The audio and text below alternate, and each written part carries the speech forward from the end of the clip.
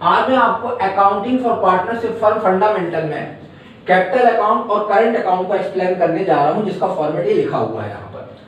सबसे पहली चीज, जैसा कि मैंने आपको पहले ही बताया था, इस चैप्टर में टोटल नंबर ऑफ 4 अकाउंट बनते हैं। पहला आपका fluctuating capital account, fixed capital account, current account और प्रॉफिट लॉस एप्रोप्रिएशन अकाउंट। और कभी कभी प्रॉफिट लॉस अकाउंट भी बनाया जाता है, जिसकी कंडीशन मैं आपको पहले बता चुका हूं। सबसे पहली चीज ध्यान रखिएगा, करंट अकाउंट और कैपिटल अकाउंट पार्टनर्स का पर्सनल अकाउंट होता है। Second point, fixed capital account के साथ हमेशा करंट अकाउंट बनाया जाता है। Third point, fluctuating capital account और फिक्स्ड कैपिटल अकाउंट में बेसिक डिफरेंस ये होता है कि फ्लक्चुएटिंग कैपिटल अकाउंट का बैलेंस हमेशा चेंज होता रहता है, जबकि फिक्स्ड कैपिटल अकाउंट का बैलेंस जो होता है मोस्टली चेंज नहीं होता। हाँ, जिस सिचुएशन में अगर कोई पार्टनर फर्म में एडिशनल कैपिटल विड्रॉ करता है, इंट्रोड्यूस करता है या कोई कैपिटल विड्रॉ करता है, तो उस सिचुएशन में फिक्स्ड कैपिटल अकाउंट का बैलेंस भी चेंज होता रहता है। फिक्स्ड कैपिटल अकाउंट के साथ करंट अकाउंट बनाया जाता है। इसकी क्या रीजन है मैं अभी आपको एक्सप्लेन करूंगा। सबसे पहली चीज, कैपिटल अकाउंट और करंट अकाउंट जो कि पार्टनर्स के पर्सनल अकाउंट होते हैं, अगर इनका डेबिट बैलेंस होता है तो ये बैलेंस शीट के एसेट साइड में जाते हैं, और अगर इनका क्रेडिट बैलेंस होता है तो ये बैलेंस शीट के लायबिलिटी साइड में जाते हैं। फ्लक्चुएटिंग कैपिटल अकाउंट और फिक्स्ड कैपिटल अकाउंट के बारे में अगर क्वेश्चन में मेंशन नहीं किया गया है कि कौन सा अकाउंट आपको बनाना है फिक्स्ड और फ्लक्चुएटिंग में, अगर कैपिटल अकाउंट बनाने के लिए क्वेश्चन में कहा गया है, इंस्ट्रक्शन दी गई है, लेकिन अगर मेंशन नहीं किया गया है कि फिक्स्ड कैपिटल अकाउंट बनाना है कि फ्लक्चुएटिंग, तो ऐसी सिचुएशन में आप फ्लक्चुएटिंग कैपिटल अकाउंट बनाएंगे।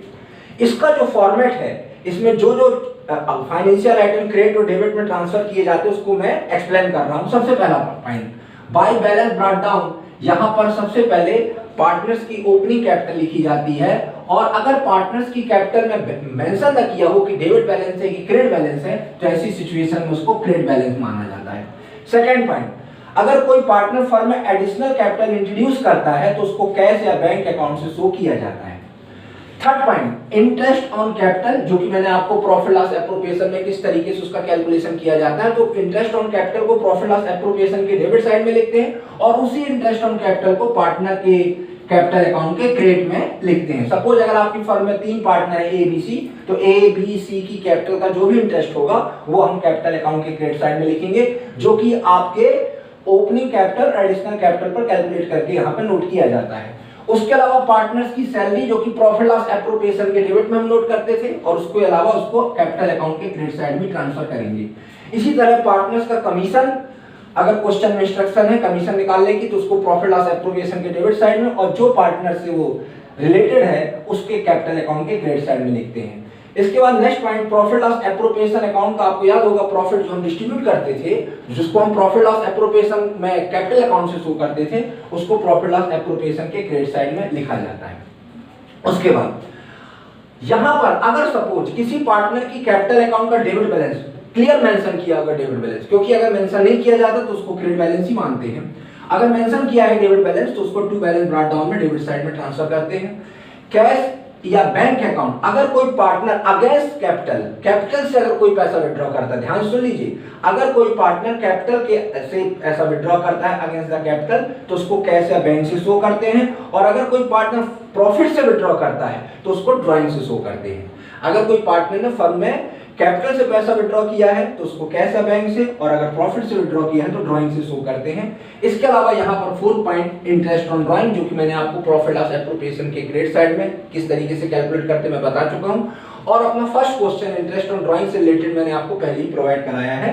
उस इंटरेस्ट ऑन ड्राइंग को यहाँ पर पार्टनर्स के कैपिटल अकाउंट के डेबिट साइड में लिखते हैं। यहाँ पर एक चीज बहुत इंपॉर्टेंट नोट करने वाली है, यहाँ पर इसको प्रॉफिट लॉस अकाउंट और यहाँ प्रॉफिट लॉस एप्रोप्रिएशन अकाउंट, इनमें बेसिक डिफरेंस ये है कि कभी भी अगर एक फर्म को लॉस होता है तो ऐसी सिचुएशन में पार्टनर्स को कैपिटल पर इंटरेस्ट या कमीशन, सैलरी वगैरह प्रोवाइड नहीं की जाती।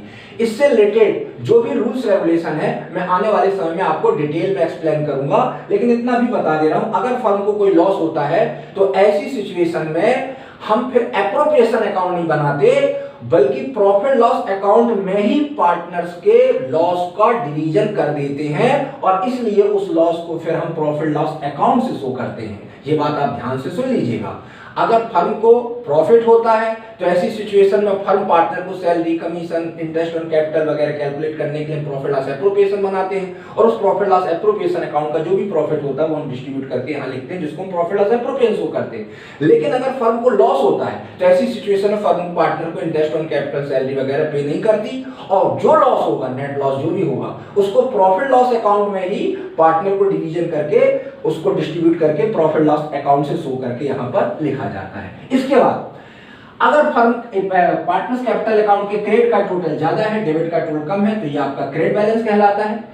लेकिन अगर डेबिट का टोटल ज्यादा है, क्रेडिट का टोटल कम है, तो इसको हम डेबिट बैलेंस बोलते हैं। ये डेबिट बैलेंस आपका बैलेंस शीट के एसेट साइड में जाता है और क्रेडिट बैलेंस आपके लायबिलिटी साइड में, बैलेंस शीट के लायबिलिटी साइड में जाता है। इसके बाद नेक्स्ट आपका फिक्स्ड कैपिटल अकाउंट और करेंट अकाउंट। जनरली क्या है, जनरली आप देखेंगे कि फिक्स्ड कैपिटल अकाउंट और करंट अकाउंट में वही फाइनेंशियल आइटम जाते हैं जो कि फ्लक्चुएटिंग कैपिटल अकाउंट में जाते हैं।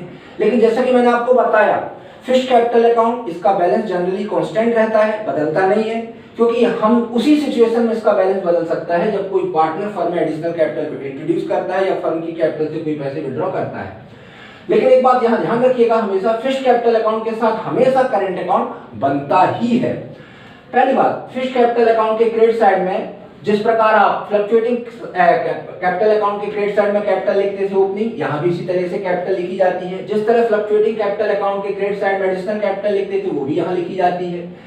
यहां पर आपका अगर कोई पार्टनर फर्म से कोई पैसे विड्रॉ करता है अगेंस्ट कैपिटल, तो उसको हम कैश या बैंक से शो करते हैं।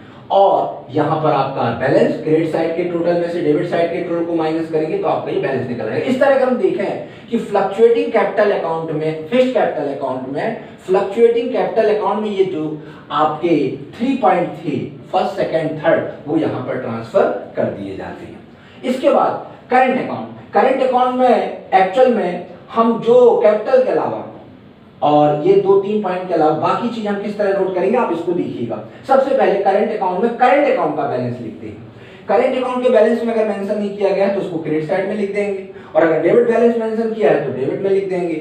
इसके बाद यहां पर इंटरेस्ट ऑन कैपिटल, दूसरा पॉइंट कमीशन पार्टनर का, सैलरी और प्रॉफिट लॉस एप्रोप्रिएशन अकाउंट का प्रॉफिट। ठीक वैसे ही जैसे यहाँ interest on capital, salary, commission और प्रॉफिट लॉस एप्रोप्रिएशन का जो प्रॉफिट था उसको जैसे हमने यहाँ नोट किया है उसको भी हम इसी तरह यहाँ पर नोट कर देते हैं। तो ये आपके interest on capital, commission, salary और प्रॉफिट लॉस एप्रोप्रिएशन अकाउंट, इसका प्रॉफिट आप करंट अकाउंट के क्रेडिट साइड में लिखेंगे।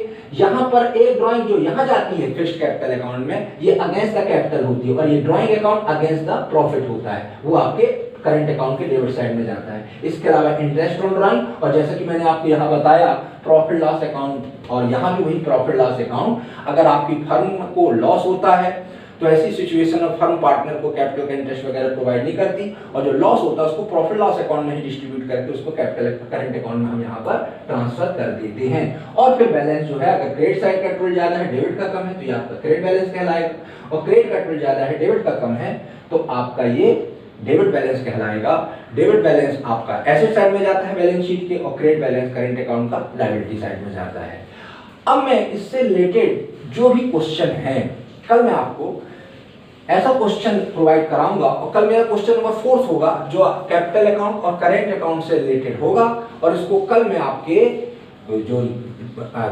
आपको सेंड कर दूंगा क्वेश्चन, और उसको आपको एक्सप्लेन कर दूंगा। Okay next.